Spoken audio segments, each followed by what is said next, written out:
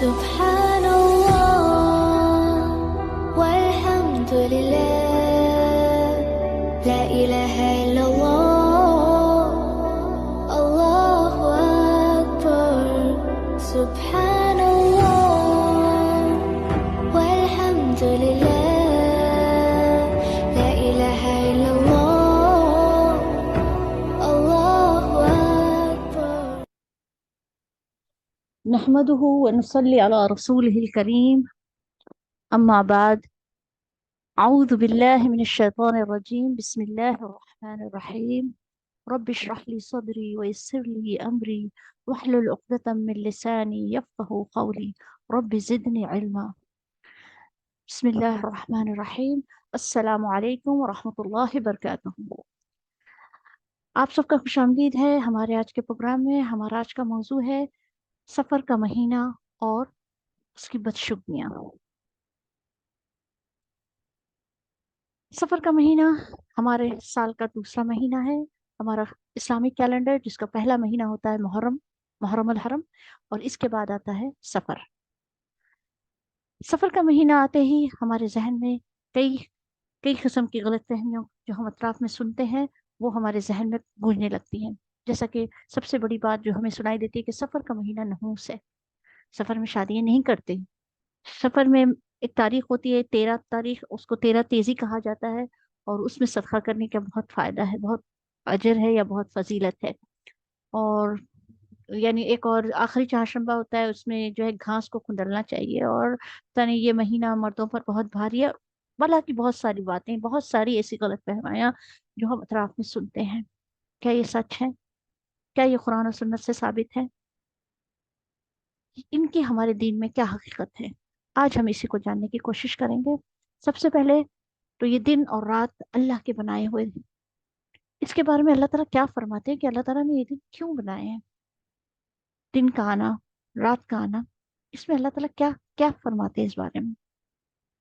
وجعلنا الليل والنهار آيتين فمحونا آية الليل وجعلنا آية النهار مبصرة لتبتغوا فضلا من ربكم ولتعلموا عدد السنين والحساب وكل شيء فصلناه تفصيلا. اور ہم نے رات اور دن کو 2 نشانیاں بنائے ہیں. اللہ تعالیٰ فرماتے ہیں کہ ہم نے رات اور دن کو 2 نشانیاں بنائی ہیں. رات کی نشانی کو ہم نے دھندلا بنایا ہے، اور دن کی نشانی کو ہم نے روشن بنایا، تاکہ دن کو اپنے رب کی روزی تلاش کرو، اور تاکہ برسوں کا شمار کرو اور حساب معلوم کرو. یعنی لتعلموا عدد السنین والحساب، تاکہ تم معلوم کر لو، گنتی شمار کر لو دنوں کی اور حساب کر لو. وَكُلَّ شَيْءٍ فَصَّلْنَاهُ تَفْصِيلًا، اور ہر چیز کو ہم نے خوب تفصیل کے ساتھ بیان فرما دیا ہے. اس کے بارے میں جب لوگ آپ صلی اللہ علیہ وسلم سے پوچھتے، یعنی آپ کو پتا ہے کہ ہمارا قمری کیلنڈر جو ہے چاند سے چلتا ہے. چاند کے نکلنے اور چاند کے ڈھلنے سے ہمارا دن مہینہ شروع ہوتا ہے اور ختم ہوتا ہے. تو صحابہ نے آپ صلی اللہ علیہ وسلم سے جب اس بارے میں سوال کیا تو اللہ تعالیٰ نے خود اس کا جواب دیا. يسألونك عن الأهلة قل هي مواقيت للناس والحج. لوگ آپ صلی اللہ علیہ وسلم سے چاند کے گھٹنے بڑھنے کے بارے میں پوچھتے ہیں. کہہ دیجئے یہ لوگوں اور حج کے لیے اوقات بتانے کا ذریعہ. یعنی اس کا مین مقصد کیا ہے؟ یہ اللہ تعالیٰ نے پوری دنیا میں سارے جہان کے لیے ایک کیلنڈر لٹکا دیا ہے آسمان میں کہ دیکھ لو کیا تاریخ ہے. اور یہ تاریخ کس لیے معلوم کرنی ہے؟ سب سے پہلی چیز اللہ تعالیٰ کے نزدیک سب سے اہم بات حج ہے. حج آپ کو پتا ہے اوقات کے ساتھ ہے، مہینے دن کے ساتھ ہے، اس کے سوا حج نہیں ہوتا. تو اللہ تعالیٰ نے کہا کہ تاکہ تم گنتی کر لو، دن حساب کر لو، اور دوسرا یہ کہ تم حج کے اوقات معلوم کر لو.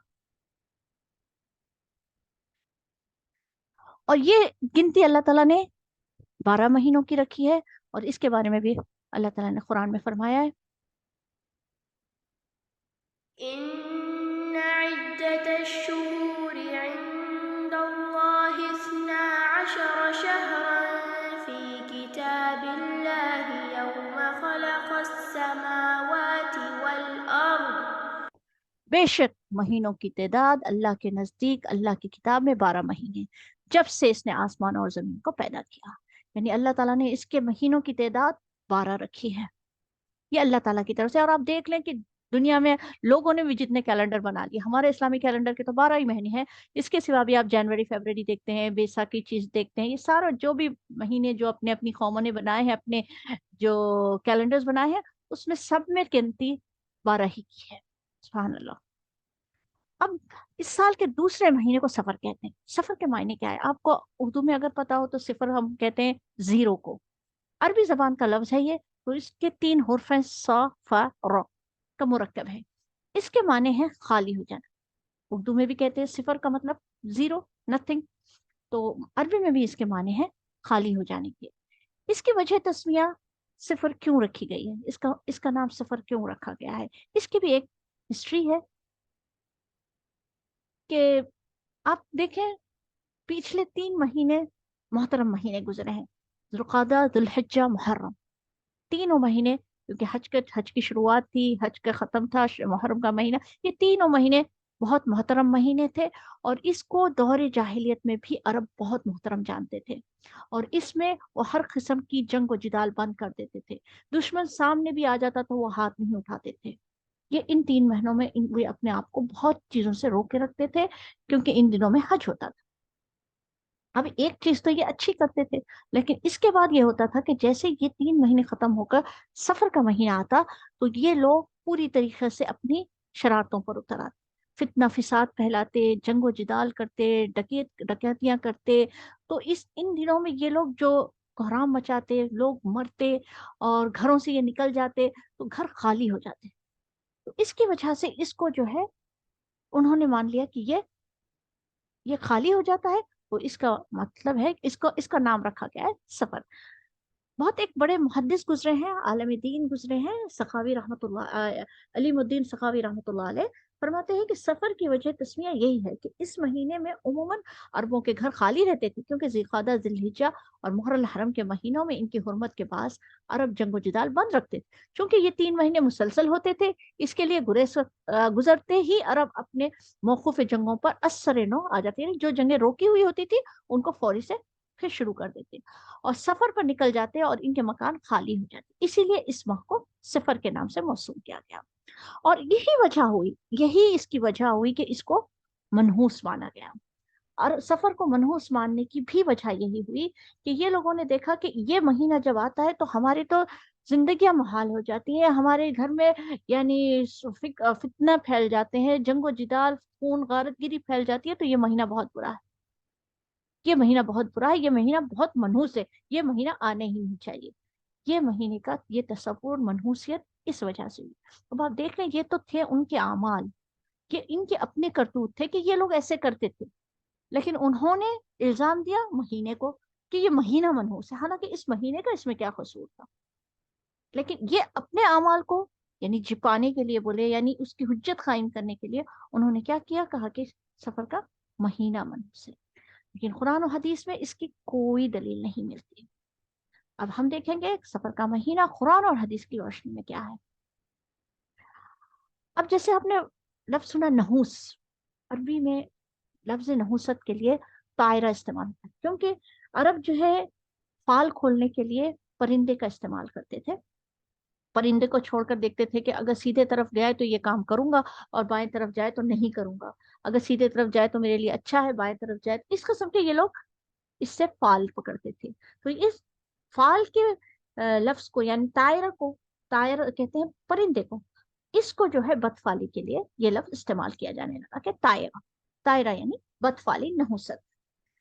یہ عرب کا کلچر تھا، اور یہ عرب اس طریقے سے اس کو سمجھتے، لیکن اللہ تعالیٰ نے اس بات کو صاف ظاہر کر دیا کہ یہ چیز تمہارے اعمال ہیں، جو تمہارے اوپر اپنے یعنی تمہارے لیے مصیبتیں لا رہے ہیں، یہ تمہارے اپنے اعمال ہے، نحوست نام کی کوئی چیز نہیں ہے۔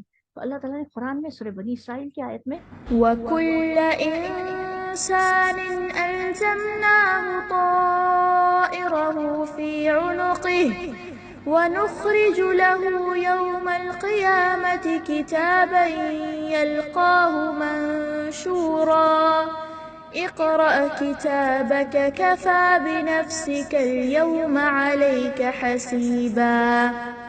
اور ہر انسان کا شگون یعنی اس کے اعمال، اس کی کرتوتیں ہم نے اس کے گلے میں لٹکا رکھی، اور قیامت کے روز ہم ایک کتاب اس کے لیے نکالیں گے جسے وہ کھلا ہوا پائے گا۔ پڑھ اپنا نام اعمال، آج اپنا حساب لگانے کے لیے تو خود ہی کافی ہے۔ اور ایک جگہ قرآن میں بہت اچھی طریقے سے اللہ تعالیٰ نے اس بات کو کلیئر کیا ہے کہ جو کچھ تم کر رہے ہو وہ تمہارے اعمال ہیں۔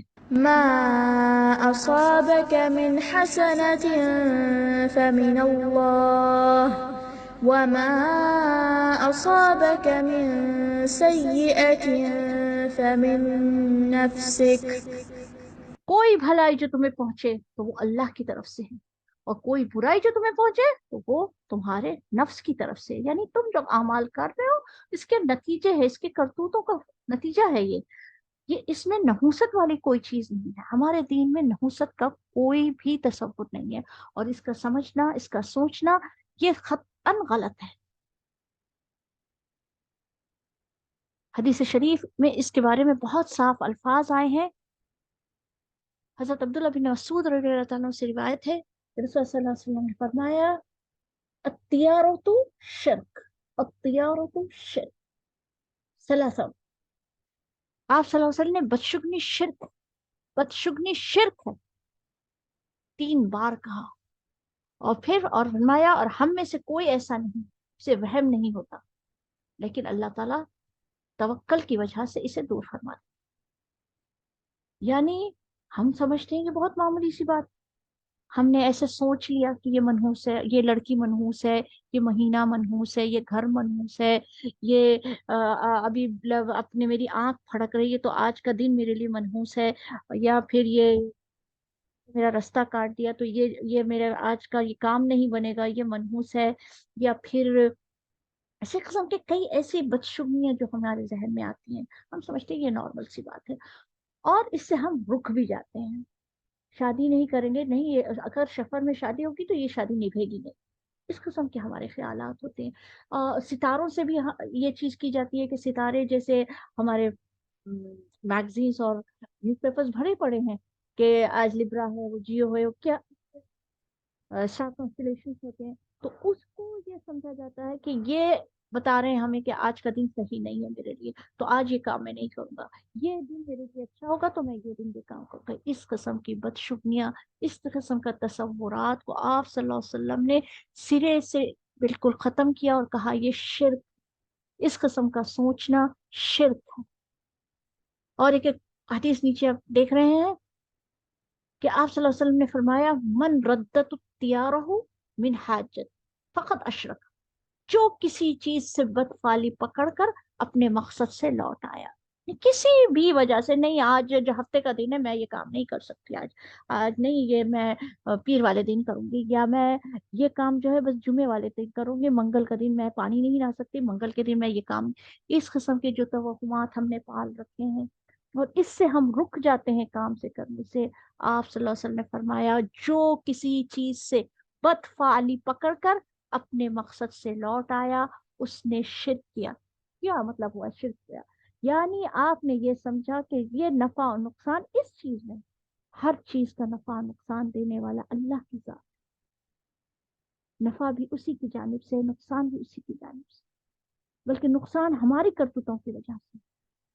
تو یہ سمجھنا کہ یہ ان چیزوں میں ہمارے لیے نفع نقصان ہے، یہ سراسر شرک ہے۔ آپ صلی اللہ علیہ وسلم نے فرمایا جو کسی چیز سے بدفعلی پکڑ کر اپنے مقصد سے لوٹ آیا، یعنی وہ کام جو کرنا تھا وہ نہیں کیا، اس نے شرک کیا۔ صحابہ کرام نے پوچھا پھر اس کا کفارہ کیا ہوگا؟ یعنی اب شرک ہو گیا، یعنی ہم نے ایسا سوچا ہے، ہم نے ایسا زندگی میں کیا ہے، کبھی نہ کبھی کسی چیز سے رکے، کبھی نہ کبھی کوئی چیز چھوڑی ہے، تو آپ صلی اللہ علیہ وسلم نے فرمایا تو پھر وہ یہ کہے کہ اللہ تیری دی ہوئی بھلائی کے سوا کوئی بھلائی نہیں، اور تیرے فعل کے علاوہ کوئی فعل نہیں، اور تیرے علاوہ کوئی معبود نہیں۔ یعنی یہ اگر آپ سے یہ شرک ہو گیا ہے تو پلٹے اللہ کی طرف، اور کہیں یہ کلمات، اللہم لا خیر الا خیرک ولا طیر الا طیرک ولا الہ غیرک. تو ہم کیا سمجھتے ہیں یہ چھوٹی سی باتیں ہیں جو ہم کر رہے ہیں؟ یہ چھوٹے سے اعمال ہیں، ان کی پکڑ نہیں ہوگی؟ نہیں، ان کی بہت سخت پکڑ ہے. آپ کو پتا ہے شرک، اللہ تعالیٰ نے فرمایا ہے کہ تمام گناہ جس کو چاہوں گا بخش دوں گا، لیکن شرک نہیں بخشوں گا. اور یہ چھوٹی چھوٹی چیزوں میں ہم اپنے آپ کو شرک میں مبتلا کر رہے ہوتے ہیں. اور بھی ایسی حدیث آئی ہے کہ حضرت جابر بن رضی اللہ تعالیٰ عنہ سے بیان فرماتے ہیں کہ نبی کریم صلی اللہ علیہ وسلم نے فرمایا، لا عدو ولا سفر ولا غول. صحیح مسلم کی حدیث ہے. مرض کا لگ جانا، سفر اور بھوت پریت کوئی چیز نہیں ہے، کوئی چیز نہیں. دوسری حدیث میں آیا، حضرت ابو ہریرہ سے روایت ہے کہ رسول اللہ صلی اللہ علیہ وسلم نے فرمایا، لا عدوی ولا حامت ولا نوع ولا سفر. کوئی بیماری متعدی نہیں ہے. یعنی متعدی بیماری کا سمجھنا بھی اتنی پریشانی ہے. آپ نے دیکھا ہوگا کورونا کے زمانے میں ہم لوگوں پر کیا کیا گزری ہے. یعنی یہ آدمی کو کورونا لگا، اس کی وجہ سے دوسرے کو لگ گیا، اس کو لگا تھا، اس کے پاس یہ تھا، اس کو لگ گیا. اور جیسا تم اللہ تعالیٰ سے گمان کرتے ہو ویسا ہی ہوتا جاتا ہے. اور یہ کئی جگہ اس بات کا بھی پروف ہوا ہے کہ جہاں پہ لوگوں نے اللہ پر توکل کیا اور رہے ہیں ساتھ، نہیں لگا ہے ان کو کورونا. کیوں نہیں لگا؟ جب سب کو لگتا تھا تو ان کو کیوں نہیں لگا؟ لیکن ہم لوگوں نے اپنے دماغوں کو اتنا معاف کر دیا تھا کہ بس اگر ہم نے کورونا کے والے آدمی کے ساتھ بھی ہم بیٹھ گئے تو ہمیں کورونا لگ جائے گا. اللہ حضور صلی اللہ علیہ وسلم نے فرمایا کوئی بیماری متعدی نہیں ہے. جس کے نصیب کی ہوتی ہے اسی کو لگے گی. جس کے نصیب میں ہوگا وہ کسی طریقے سے بھی اسے لگے گی. کسی کو نہیں تھی، پھر اس کو کہاں سے لگی؟ پہلے آدمی کو کہاں سے لگی؟ تو یہ چیز کا سوچنا کہ کوئی بیماری متعدی ہے، یہ شرک میں آ جاتا ہے. نہ الو کا نکلنا. عرب کا ایک طریقہ تھا کہ الو کو بہت ناگوار سمجھتے تھے، اس کی آواز کو منحوس سمجھتے تھے. اور ستارے کی کوئی تاثیر نہیں، اور نہ ہی سفر منحوس ہے. آپ صلی اللہ علیہ وسلم کے صاف الفاظ ہے، سنن ابی داؤد کی حدیث ہے، نہ ہی سفر کا مہینہ منحوس ہے. ایک اور روایت آتی ہے، حضور صلی اللہ علیہ وسلم کے زمانے میں حضرت زید بن خالد سے روایت ہے کہ آپ نے ہمیں حدیبیہ میں صبح کی نماز پڑھائی. یعنی آپ صلی اللہ علیہ وسلم نے حدیبیہ میں نماز پڑھائی.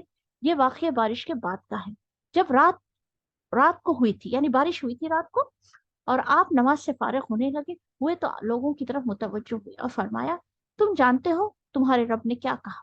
صحابہ کرام نے عرض کیا، اللہ اور اس کا رسول بہتر جانتا ہے. آپ صلی اللہ علیہ وسلم نے فرمایا، اللہ تعالیٰ فرماتا ہے، میرے بندوں نے اس حال میں صبح کی کہ کچھ مجھ پر ایمان لانے والے تھے اور کچھ میرے ساتھ کفر کرنے والے تھے. یہ کس کے بارے میں کہا جا رہا ہے؟ صحابہ جو جنگ حدیبیہ، حدیبیہ کا جو ہمارا معاہدہ ہوا تھا، صلح حدیبیہ کا، اس وقت کی بات ہے. وہ کیسے ایمان والے لوگ تھے، ان کے لیے اللہ تعالیٰ یہ فرما رہے ہیں کہ کچھ مجھ پر ایمان لانے والے تھے اور کچھ میرے ساتھ کفر کرنے والے تھے. جس نے یہ کہا کہ اللہ کے فضل اور اس کے رحمت سے ہم پر بارش ہوئی ہے، بس وہ مجھ پر ایمان لانے والا تھا اور ستاروں کا کفر کرنے والا تھا. جس نے کہا کہ فلاں ستارے کی وجہ سے بارش ہوئی ہے، بس وہ میرے ساتھ کفر کرنے والا ہے اور ستاروں پر ایمان لانے والا ہے. صحیح مسلم کی یہ حدیث ہے. یہ ساری چیزیں پھیلی ہیں، وجہ کیا ہے کہ کچھ من گھڑت باتیں ہماری سوسائٹی میں بہت عام ہیں. یہ من گھڑت باتیں ہیں جو کہی جاتی ہیں، جیسا کہ آپ نے ہر بات سنی ہے کہ جو شخص مجھ کو ماہ سفر گزرنے کی بشارت دے، میں اس کو جنت کی بشارت دوں گا. ذرا سوچنے کی بات ہے، جنت اتنی سستی ہے کہ آپ نے بس کہا کہ سفر ختم ہو گیا، کسی کو بشارت دی تو آپ کو جنت مل گئی. اور آپ صلی اللہ علیہ وسلم، آپ کتنی حدیثیں سنتے آ رہے ہیں، ابی داؤد کی، صحیح بخاری، صحیح مسلم کی حدیثیں آ رہی ہیں کہ اس قسم کا سوچنا بھی غلط ہے. تو یہ باتیں جو ہماری سوسائٹی میں مشہور ہیں، یہ صرف من گھڑت باتیں ہیں، ان کا حدیث سے کوئی تعلق نہیں ہے.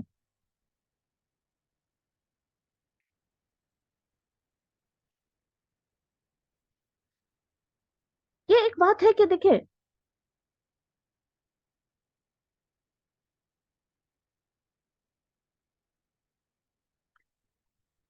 یہ ایک عجیب سی بات ہے اس کے تعلق سے، سفر کے تعلق سے، کہ اس کو منحوس بھی مانا جاتا ہے، بہت منحوس ہے. اور پھر اس میں ایک ایک دن ایسا ہوتا ہے جس میں بہت خوشیاں منائی جاتی ہیں. آپ کو پتا ہوگا، آپ نے اطراف میں سنا ہی ہوگا یہ چیز کو، کہ آخری چہر شنبے کو کہتے ہیں کہ اس چہر شنبے کو جو ہے حضور صلی اللہ علیہ وسلم کو بیماری کے بعد اس دن صحتیابی ہوئی تھی اور سیر و تفریح کے لیے نکلے تھے حضور صلی اللہ علیہ وسلم. حالانکہ تاریخ اعتبار سے اس کے بالکل برعکس بات. बदा भी रसूलुल्लाह सल्लल्लाहु अलैहि वसल्लम वजह लजी कब्ज़तहु लाहु फी। बस रसूल सल्लल्लाहु अलैहि वसल्लम की इस बीमारी की इब्तिदा हुई जिसमें अल्लाह ताला ने आपकी रूह कब्ज की, वो सफर में हुई। तो ये मानना भी कि इसमें बीमारी की इब्तिदा हुई तो ये मनहूस हो गया ये महीना, और ये कहना कि नहीं इसमें सेहतियाबी हुई थी और इसमें आप तफरी करे थे, तो ये भी गलत है शायद। इस मन गढ़ंत बातों की बुनियाद पर इस महीने को आखिरी बुध को छुट्टी की जाती है। कई जगहों पर होती है ये, आपके शहर में अगर नहीं होती हो तो नहीं होती होगी, लेकिन कई जगहों पर ये की जाती है।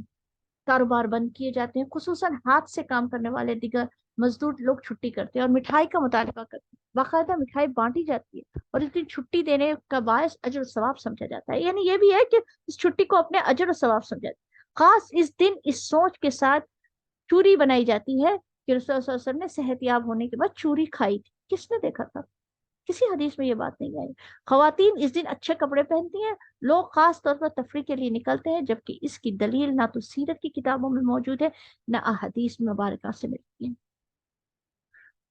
तो हमें क्या करना चाहिए? एक मोमिन का क्या तरीका होना चाहिए? मोमिन का, मुसलमान का अकीदा मजबूत और जहन वाजे होना चाहिए कि खुशी और गम, नफा और नुकसान सब अल्लाह के हाथ में है। कोई तकलीफ नहीं आ सकती जब तक अल्लाह ना चाहे। कुरान मजीद में एक और जगह अल्लाह ताला फरमाते हैं, सूरह तौबा की आयत नंबर 51 है, कुल लन युसीबना इल्ला मा कतबल्लाहु लना हुवा मौलाना व अलल्लाहि फलियतवक्कलिल मुमिन। कह दीजिए, हमें हर किस कोई भलाई या बुराई नहीं पहुंच सकती मगर वो जो अल्लाह ने हमारे लिए लिख दी है, जो आपकी लिखी है वो आप पर आकर रहेगी, वही हमारा मौला है। और ईमान वालों को अल्लाह पर तवक्कल करना चाहिए। आप सल्लल्लाहु अलैहि वसल्लम ने भी फरमाया, जो मुसीबत तुम पर पहुंची है वो तुमसे टल नहीं सकती, और जो टल गई है वो तुम पर आ नहीं सकती। ये इंसान का ईमान होना चाहिए, ये ईमान की मजबूती होनी चाहिए। इन छोटी छोटी चीजों से हिलना नहीं चाहिए हमको कि आज ये हो गया, ये मनहूसियत हो गई तो ये खराबा हो गया, आज ये अपने हमारे साथ अनलक की बात हो गई। ये सब सब सारी चीजें, ये हमारी करतूतों की वजह से हमारे खराबे होते हैं, या वो जो चीजें हमारी नसीब में लिखी होती हैं वो हम पर आती हैं। इसमें महीने, शहर, दिन, जगह, इंसान, किसी का कोई कसूर नहीं होता। रसूल सल्लल्लाहु अलैहि वसल्लम ने हमें दुआ सिखाई है, मसनून दुआओं में से है जो हमने नमाज के बाद पढ़नी चाहिए। अल्लाहुम्मा ला मानिअ लिमा अअतैता वला मुतिअ लिमा मना वला यनफउल जद्दी मिनकल जद्द। ए अल्लाह, कोई रोक नहीं सकता जो आप अता कर, और कोई दे नहीं सकता जिसको आप रोकना चाहें, और आपके अजाब के मुकाबले में किसी दौलतमंद को इसकी दौलत फायदा नहीं दे सकती। ये चीज हमारे जहनों में बैठ जानी चाहिए, वरना हमारे आमाल हम अपने हाथों बर्बाद कर रहे हैं। जिंदगी को भी अजन बना रहे हैं और अपने लिए भी मुसीबत बना रहे हैं और आखिरत भी खराब कर रहे हैं। अगर हमने ऐसा कभी कोई ख्याल सोचा है और ऐसा कोई हमसे गुनाह हुआ है, हमने कभी ऐसा कुछ किया है, तो आए हम सब मिलकर अल्लाह से इसकी बारगाह में तौबा करें और अल्लाह ताला को इन अल्फाज से अल्लाह की तरफ पलटे। अल्लाहुम्मा ला खैरा इल्ला खैरुक वला तैरा इल्ला तैरुक वला इलाहा गैरुक। ए अल्लाह, तेरी दी हुई भलाई के सिवा कोई भलाई नहीं, और तेरे फाल के अलावा कोई फाल नहीं, और तेरे अलावा कोई माबूद नहीं।